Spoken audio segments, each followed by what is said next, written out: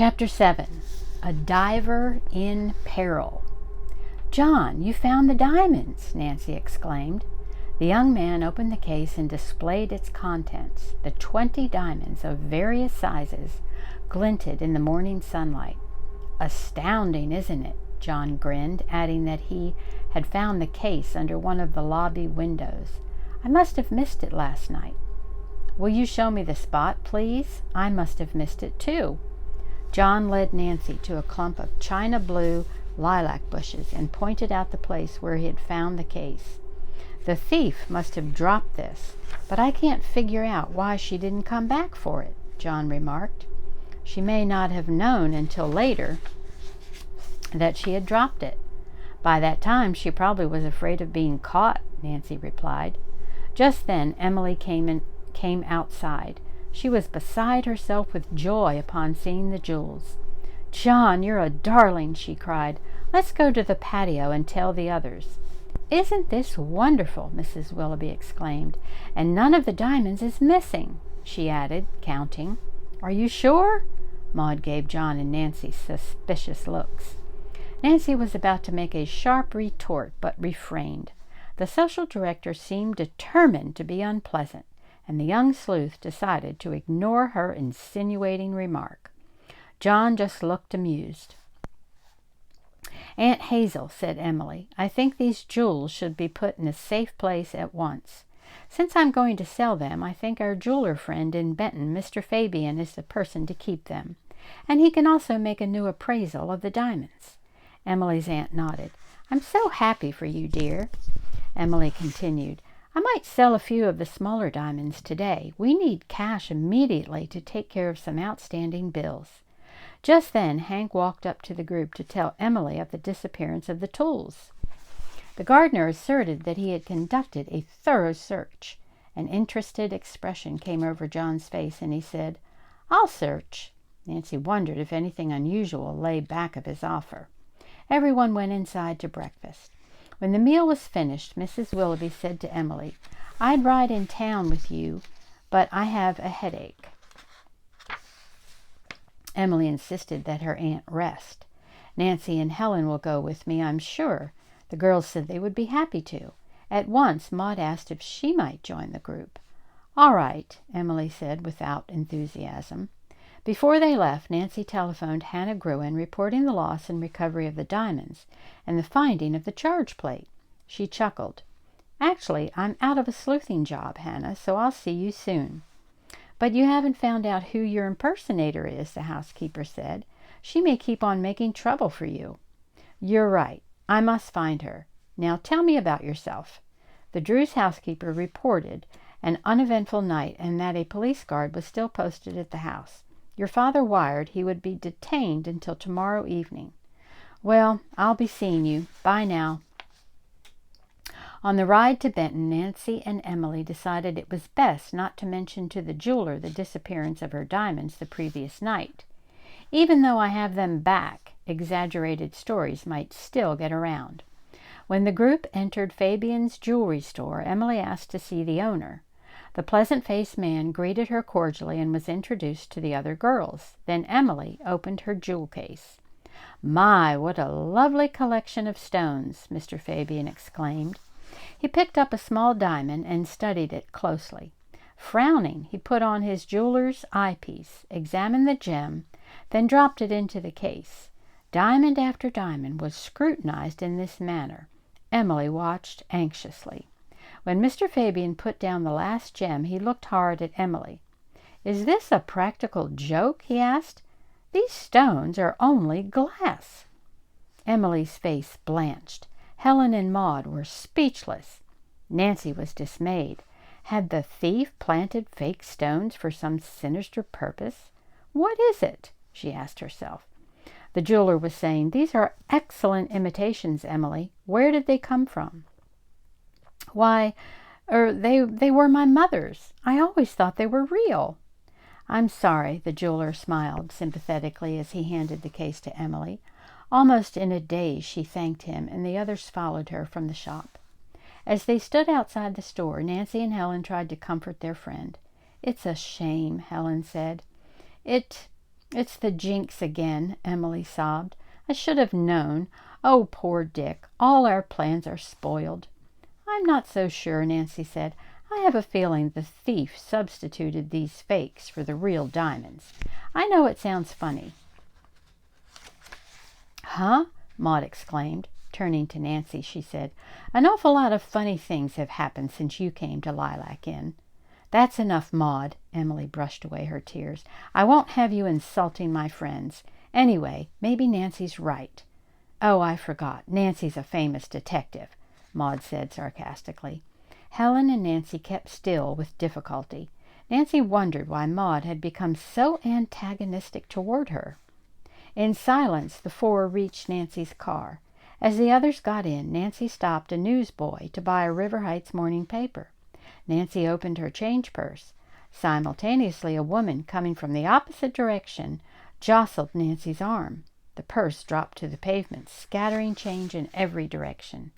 Oh, bother! Nancy exclaimed. Emily jumped out of the car to help retrieve the money.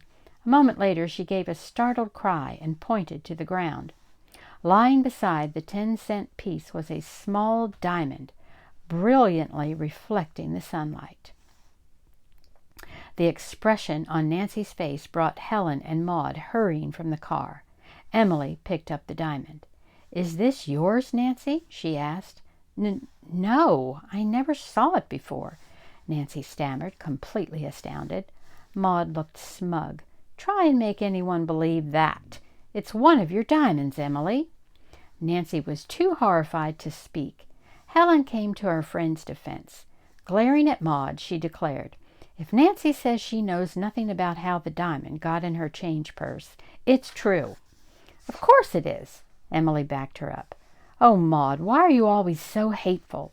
Turning to Nancy, she said, Someone has tried to throw suspicion on you. But why? I don't know, Nancy replied. If that's the case, I wonder if that woman who bumped me might be in league with the jewel thief. To herself, she added, Maybe my impersonator is trying to throw suspicion on me. She paid the boy for the paper, then asked him and the others if they had noticed the woman.